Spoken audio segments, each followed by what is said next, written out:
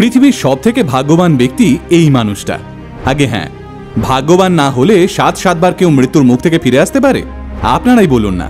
Croatia শহরে বাস করতেন ফ্রানো Selak নামের এই ব্যক্তি। এই ভদ্রলোক ভয়াবহ ট্রেন দুর্ঘটনা থেকে প্রাণে বেঁচে গেছেন, বিমান দুর্ঘটনা থেকে প্রাণে বেঁচে গেছেন, বাস দুর্ঘটনা থেকে প্রাণে বেঁচে গেছেন, ইলেকট্রিকের শক খেয়েও প্রাণে বেঁচে গেছেন, এমনকি নিজের গাড়িতেও আগুন লাগে সেখান থেকেও প্রাণে বেঁচে গেছেন। তবে ভাববেন না, মোট 7-7বার মৃত্যুর মুখ থেকে ফিরে আসা এই মানুষটা সবার কাছে সুপার হিরো হয়ে গেছিলেন। বরং উল্টোটাই হয়েছিল। সবাই ভাবত এই মানুষটা নিশ্চয়ই অপয়া, না হলে কোনো সাধারণ মানুষ এতবার দুর্ঘটনার কবলে পড়তে পারে না।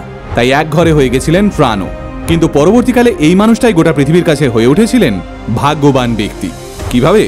আসুন আজকের ভিডিওতে আমরা সেই গল্পটাই শুনে নিই।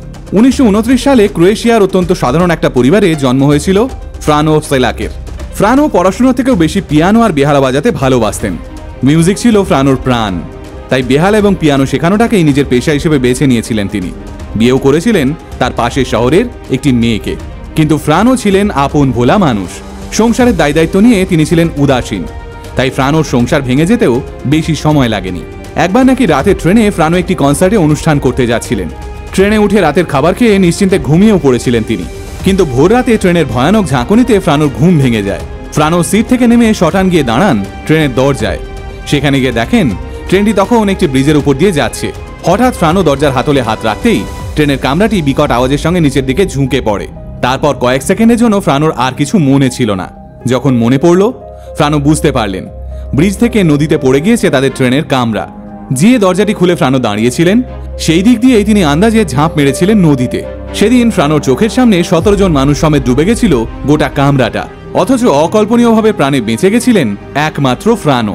এর পরের বছরই নাকি ফ্রানো বিমানে চেপে তার অসুস্থ মাকে দেখতে যাচ্ছিলেন। কিন্তু দুঃখের বিষয়, ফ্রানো টিকিট কাটতে গিয়ে দেখেন বিমানের সব টিকিট শেষ। অগত্যা বিমান সংস্থাকে হাতে পায়ে ধরে বিমানে চেপেছিলেন তিনি। কিন্তু বিমানে চাপলেও বিমানের কোনো সিট ফ্রানোর ভাগ্যে জোটেনি। ফলে বিমানের পেছনে ফ্লাইট অ্যাটেন্ডেন্টের পাশে বসেই ট্রাভেল করতে হয়েছিল তাকে। কিন্তু ফ্রানোর এমনই ভাগ্য, বিমান অবতরণের আগেই ঘটে গিয়েছিল ফ্রানোর জীবনের দ্বিতীয় দুর্ঘটনাটি। বিমান ল্যান্ড করা ঠিক 5 মিনিট আগে আচমকাই খুলে গিয়েছিল বিমানের দরজা। কিছু বুঝে ওঠার আগেই হাওয়া টানে ফ্রানো এবং ফ্লাইট অ্যাটেন্ডেন্ট ছিটকে বেরিয়ে গেছিলেন বিমান থেকে। গোটা বিমানটাই অ্যাক্সিডেন্ট করেছিল সেদিন। প্রাণ হারিয়েছিলেন বিমানের 2 জন পাইলট সহ 19 জন প্যাসেঞ্জার। কিন্তু আশ্চর্যজনকভাবে প্রাণে বেঁচে গেছিলেন একমাত্র ফ্রানোই। আকাশ থেকে সোজা গিয়ে তিনি পড়েছিলেন প্রকাণ্ড এক খড়ের গাদায়। আর এভাবেই একের পর এক দুর্ঘটনা থেকে প্রাণে বেঁচে ফিরে এসেছিলেন ফ্রানো। কিন্তু এরপর থেকে ফ্রানোকে দেখে লোকজন ভয় পেতে শুরু করে। একটা মানুষ এতবার দুর্ঘটনায় পড়ছে দেখে লোকে তার ছায়াও মারাতে ভয় পেত। রাস্তায় ফ্রানোকে দেখে লোকজন বারবার সৃষ্টিকর্তার নাম নিত। সেই সময় খাওয়ার পয়সা অবধি ছিল না মানুষটার কাছে। একটা সময় পর তার কাছ থেকে কেউ আর বেহালা বা পিয়ানো শিখতে আসতো না। ভাই বোনদের সাহায্যেই দুবেলা খেতে পেতেন ফ্রানো। কিন্তু একটা লটারির টিকিটই ফ্রানোর ভাগ্যের চাকা ঘুরিয়ে দিয়েছিল। 73 বছর বয়সে ফ্রানো একটি লোটো লটারির টিকিট কেটেছিলেন। সেই টিকিটে ফ্রানো জিতেছিলেন কোটি কোটি টাকা। একেবারে যাকে বলে জ্যাকপট। বলাই বাহুল্য, কোটি টাকা জিতে ফ্রানো যতটা না খুশি হয়েছিলেন, তার থেকেও বেশি খুশি হয়েছিলেন বিগত 30 বছর পর লোকজন তার সঙ্গে হেসে কথা বলছে দেখে, তাকে ভাগ্যবান বলছে দেখে।